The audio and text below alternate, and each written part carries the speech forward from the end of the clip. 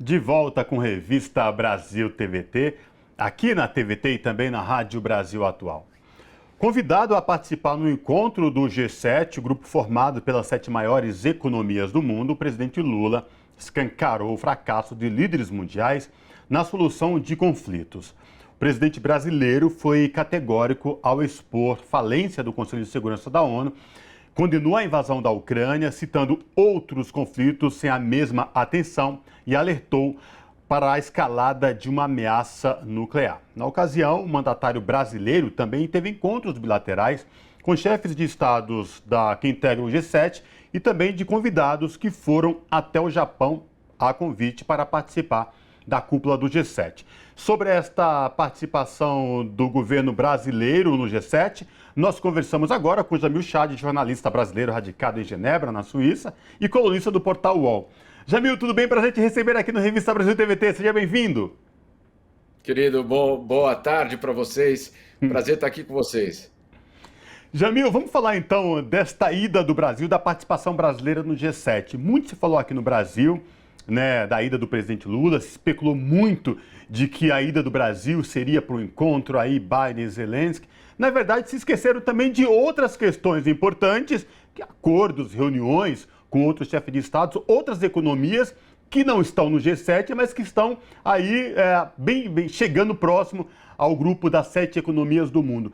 Jamil, eu queria que você trouxesse para os nossos telespectadores aqui da TVT e ouvintes da Rádio Brasil Atual, na tua avaliação sobre a participação do presidente Lula do governo brasileiro no G7 realizado no último final de semana no Japão. Olha, meu caro, foi uma reunião muito importante por vários aspectos. Vamos tentar colocar elas em perspectiva. Que a primeira delas é o fato de que o Brasil volta a ser convidado a um G7. Só por isso já é relevante, né? Existia, inclusive, da parte do governo brasileiro uma certa hesitação. Devemos ou não aceitar esse convite? Por que essa hesitação? Porque seria a pergunta que era feita dentro do Palácio do Planalto era a seguinte: nós estamos indo lá para de fato participar ou só para chancelar uma decisão que não é nossa? Afinal de contas, nós não participamos do G7, né? Nós não somos membros do G7. E depois de uma certa negociação, ficou claro que sim, vocês convidados, porque não era só o Brasil que era convidado, os outros países convidados, teriam uma participação maior. Então, sim, o Brasil participa, o presidente Lula viaja nessas condições, uma condição um pouco melhor do que simplesmente de carimbar o que vier do G7. Isso é um primeiro ponto importante. O segundo ponto, era uma reunião que, obviamente, para o G7 e para a Ucrânia, era uma oportunidade de mostrar que existe uma aliança dessas grandes democracias ricas para um apoio à Ucrânia. Mas a agenda brasileira não era Ucrânia. Na verdade, a agenda brasileira até envolvia a Ucrânia, mas era muito maior do que a Ucrânia. Por quê?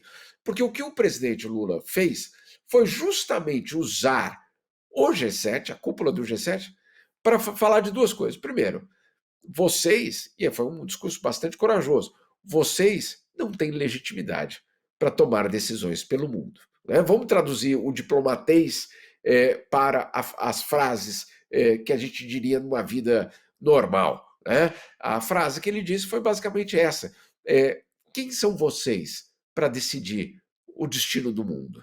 Né? Se vocês estão falando de um grupo restrito de democracias ocidentais, claro, com seus aliados, no caso o Japão, mas que não representam mais vamos dizer assim, os interesses de todas as regiões do mundo. Então, esse foi o primeiro ponto bastante importante que ele disse.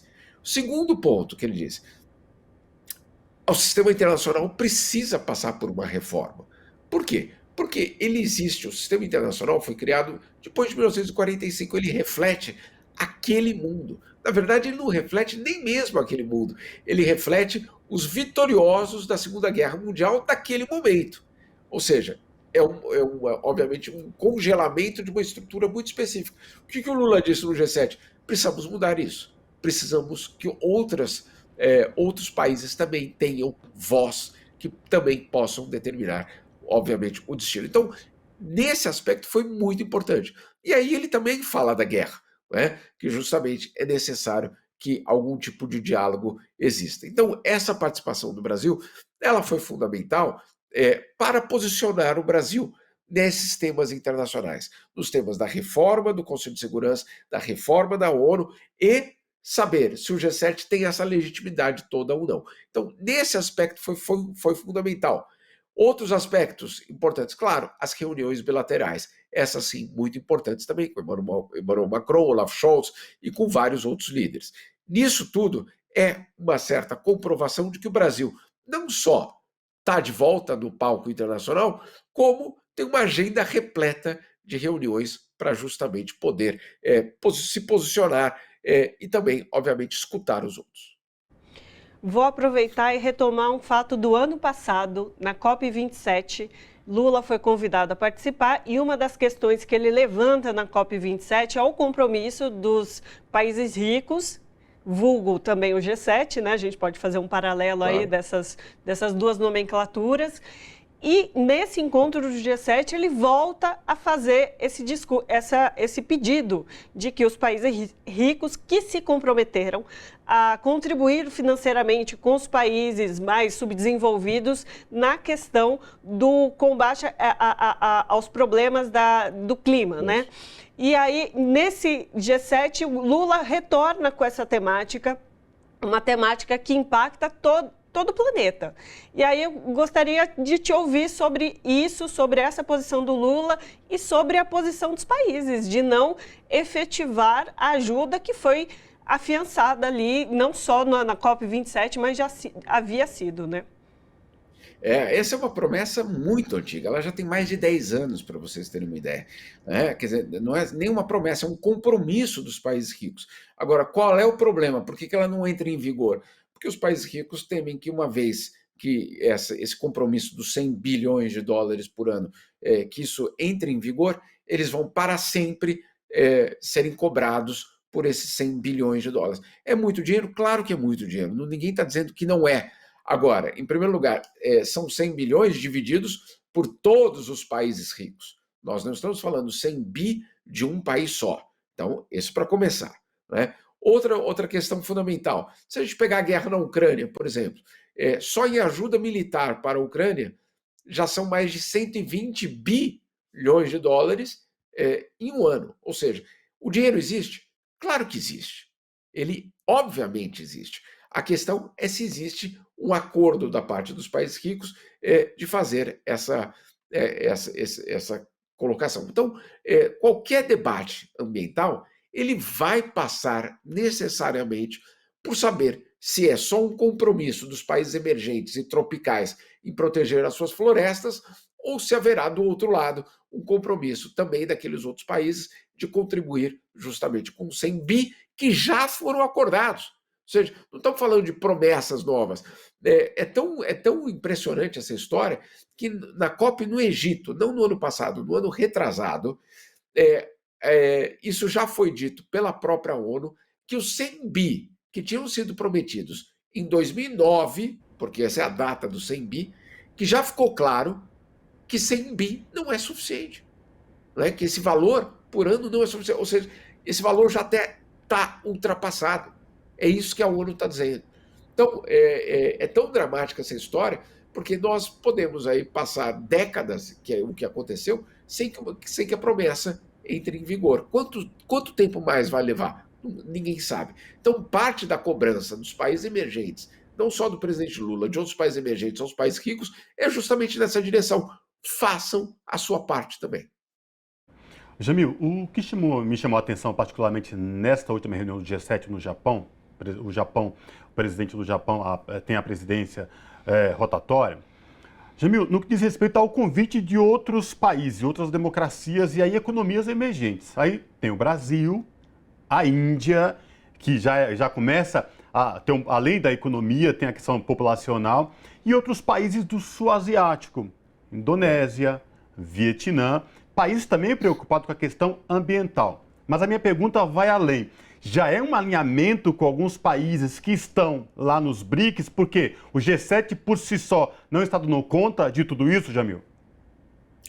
O G7 sabe que ele não tem a capacidade de mais de voltar a ser o que ele era, por exemplo, nos anos 80. O G7 foi criado nos anos 70, nos anos 80 e anos 90 ganham um status de uma espécie de diretório mundial, mas, claro, eles são superados pelo fato de que a China, a Índia, o Brasil, em um certo momento, e tantos outros países, Turquia, Indonésia, acabam assumindo um papel muito grande. Então, esses convites, eles fazem parte, como você colocou, de uma lógica de entender que sozinho o G7 não tem mais esse protagonismo. Agora, os convites, eles também são muito bem calculados.